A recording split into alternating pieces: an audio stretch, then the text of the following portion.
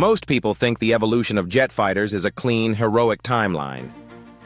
Early jets, then supersonic, then stealth, then whatever comes next. That is the museum version. The real story is messier and way more interesting. It is full of forgotten experiments, strange design dead ends, and secretive ideas that quietly changed everything. Some of these aircraft were so odd you would swear they were prototypes from a sci-fi film. But they were real. They flew. And a few of them still shape how modern fighters are built. So today, we are doing the evolution of jet fighters through the stuff you probably did not know existed. Not just the famous icons, but the wild branches of the family tree. The tiny fighters, the swing-wing monsters, the jets designed to be carried inside bombers, and the shapes that looked wrong until they started winning. Let's start with the first big truth. Early jet fighters were not born powerful. They were born desperate. Early engines were unreliable and thirsty. Designers were learning in public, and pilots were basically betting their lives on brand new physics. That era taught the first lasting lesson of jet combat. Speed is nothing without control.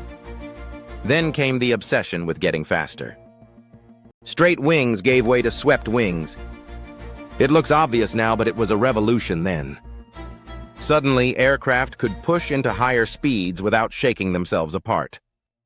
That is the point where the jet fighter stops being an upgraded prop plane and becomes its own species. Now here is something most people do not know existed. Parasite jet fighters. Real tiny jets designed to be carried by massive bombers and released mid-air. The most famous example is the XF-85 Goblin. Picture a compact, desperate little fighter meant to defend a bomber far from home. It sounds ridiculous because it was. The idea died for practical reasons. But conceptually, it was ahead of its time. The logic of extending reach and separating roles is alive today in how air forces think about drone teammates and modular strike packages. The next strange branch was the push toward extreme interception. This is where you get fighters that look like arrows.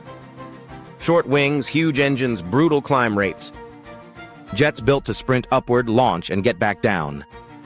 The Lockheed F-104 Starfighter sits in that lineage. It was built around speed and altitude performance, and it terrified enemies and pilots for different reasons. It shows you the trade-off that keeps repeating across decades. When you optimize hard for one mission, you pay somewhere else. Then we hit the era of shapes that looked daring, even reckless. Delta wings. These gave high-speed stability and a clean design for supersonic flight. The Mirage family and aircraft like the Saab Draken proved that the triangle was not just stylish. It was functional. But the engineers did not stop there. They wanted fighters that could take off faster, land shorter, and operate in harsher conditions. That created some of the most dramatic experiments in jet history, including vertical and short takeoff concepts.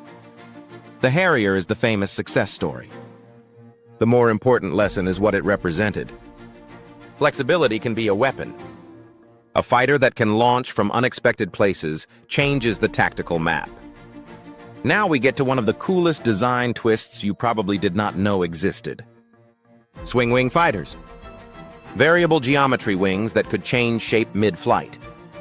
You could extend the wings for takeoff and low-speed handling, then sweep them back for high-speed attack. The F-14 and the MiG-23 are the celebrities here, but the deeper point is why this era mattered. It was an attempt to solve multiple problems with mechanical genius rather than software and sensors. And then aviation pivoted. Because the next evolution wasn't only about speed. It was about seeing first. This is where stealth begins to take over the story. The public thinks stealth is just a shape. But stealth is a mindset. Reduce what the enemy can detect, confuse what they think they see, and strike before they understand the fight has started. That changed everything.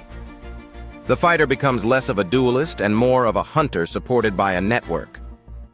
Now let's talk about another strange but real concept. Forward-swept wing fighters. These look like the wings are bending into the wind instead of away from it. The Su-47 is the most famous example.